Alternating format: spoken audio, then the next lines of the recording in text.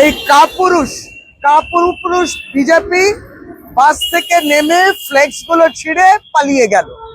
এরা হচ্ছে সেই বিজেপি যারা বাংলাকে বঞ্চিত করে বহিরাগততার জন্য 2 লক্ষ কোটি টাকা বাকি রেখে দিয়ে।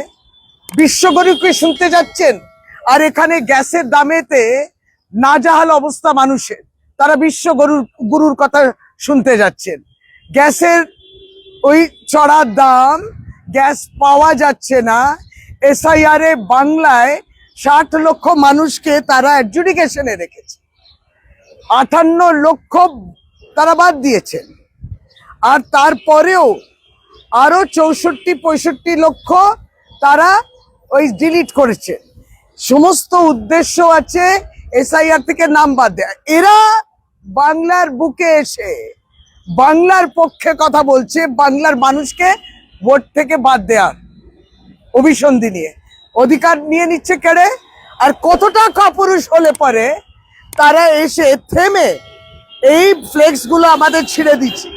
কত ফ্লেক্স ছিঁড়বে, ততই ফ্লেক্স উঠবে, কারণ বাংলা বয়কট করবে বিজেপি।